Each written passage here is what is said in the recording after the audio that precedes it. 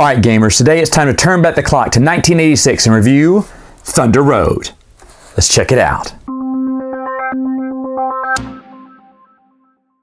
Okay, so this is one of the longest boards I've ever seen before. I had to get it in one shot, had to back this camera up a little bit. It does come apart, that's because the road is ongoing. I'll get to that in a minute. How each player starts off is they're going to have one of each of these four vehicles. If you see here, we have a little Doom buggy. It has a power of 4, an Avenger that has a power of 5, and I think this is called the Eliminator or something. It has a power of 6. And then you have the little air chopper striker, and it comes into the game as well. Now, it gets mainly played off board, but these are the types of vehicles you'll have. And if you see on the board here, some of the little triangles will tell you where to start. So if I want to place these people, that's where their Avenger would start. That's where the Doom buggy would start. That's where the Eliminator would start. And the helicopter would be over to the side. Now, what you're going to do every turn is you're going to roll these 3 yellow 6-sided die. And let's say I am gray right now. So I roll the die, and I got a 4, 2, and a 2, as you see here. So that means I can move each of these vehicles and assign a die to each one. So for instance, I will move my Doom buggy 2, 1, 2. I'll move him onto the road, 1, 2. And this guy will move 4, 1, 2, 3, 4. Now if you look, I moved on the same square as this other guy. That means I'm going to battle this dude. Now, how would I work a battle? Well, in this case, remember I told you he had a power of 6, the Avenger has a power of 5. What we would do is we would each roll a die. And so let's say Eliminator goes first. 6 plus 4 is 10, 5 plus what?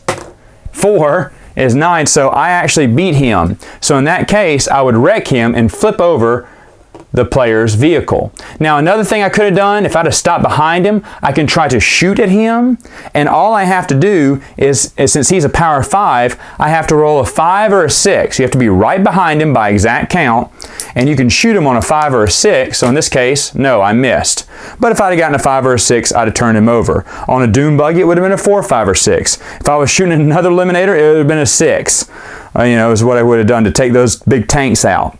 So anyway, that's kind of how the game goes on that end while you're battling people out and fighting people. Now if you notice, I stopped on the road here. On my next turn, if I stay on the road, not only do I get to roll these 3 die, but I got one car staying on the road, I can roll the bonus road die. Wipe these out.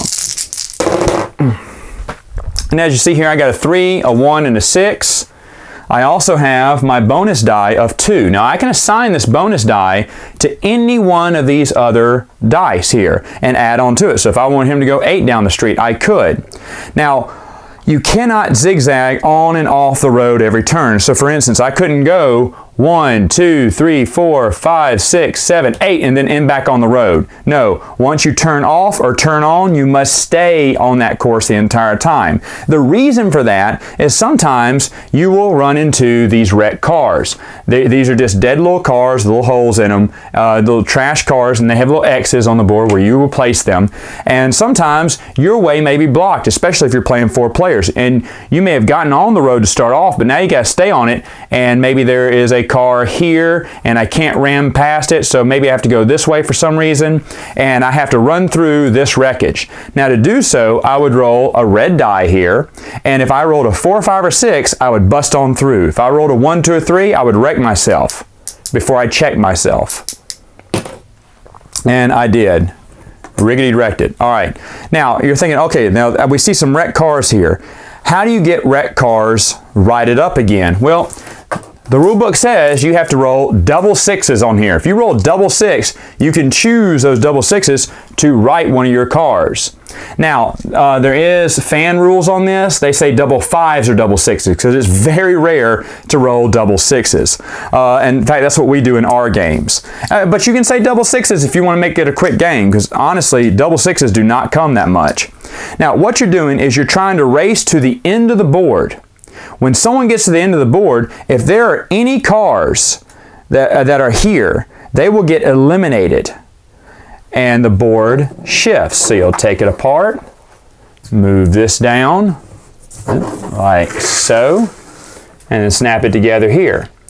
And then of course you would place that car which was at the beginning, let's say it was this one, was starting here, and it'll continue on the road. So the road is ongoing, and you're going to keep playing until you eliminate everyone else's car.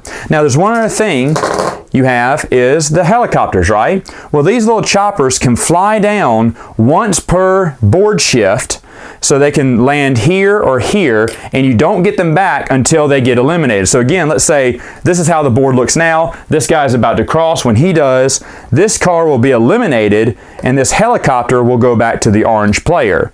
And then they get a brand new board to place their copter on this side or this side. But once it's placed, you don't get it back until, the board gets eliminated. Now, how does a helicopter attack work? Well, it works very similar to shooting a vehicle. What you would do, you would land it anywhere. So let's say I want to take on the Big Daddy here, which is almost impossible. I would get the red die. If I roll a 6, I can beat him. Remember, because he has a power of 6, that eliminator does.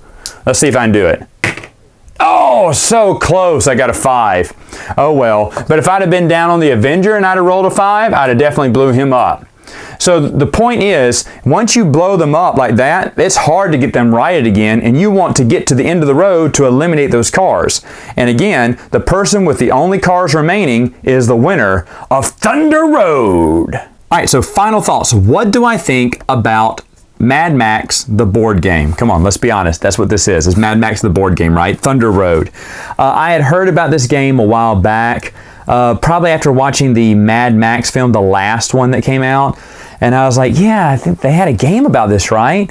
And it isn't cheap to get online. It's got a huge cult following because it's super fun. This is a super fun game. When I first showed this to my nephews, they wanted to play it again and again and again and again. Now, to be honest, time has passed since I brought it out for them, so they have forgotten how much fun it was. But I guarantee if I brought it out to them again, that would be the only game we would play for the entire night. It is stupid fun. That's all it is. I mean, board games. Once again, a 1986 game. I could name several games from that year that had so many good, fun board games. Thunder Road is no exception to the rule. It is excellent. It's fast moving. Sometimes it gets aggravating, man. You'll be screaming to get your car to turn right side up, or when someone's moving off the board and you know that's it for your big eliminator or whatnot, the big tank vehicle. Now at Gen Con actually last year, I saw someone have a premium Thunder Road board, and he had his own little micro machines, or actually maybe they would have been Hot Wheels, that he tricked out on his own, and everything looked really nice. He added things like oil spills and flaming cars and whatnot to it. It was insane. So fans of this game really go all out on it. Now, there's been a fight to get it reprinted. However, the rights are tied up through a lot of legal stuff. Like, yeah, this is kind of a ripoff of Mad Max. We really couldn't do it. We'd have to call it something else. And I really hope someplace out there can... I think Restoration Games was trying to do a reprint, but the rights to it are really hard to get, or messed up or something. Either way, I bought this game. I actually got it for pretty cheap. You cannot find it for cheap, but you can like every blue moon. And I got a copy of it, and I'm so happy I got it. It's well worth the price. It may even be worth the ridiculous money it goes online too, because it is a stupid fun game. So if you like Mad Max, you got to have this. It's probably worth the money that they're paying for. But hold out on it, because every once in a while it comes out at a really good price. Anyway, gamers, that is all the time I have for now. Until next time, game on!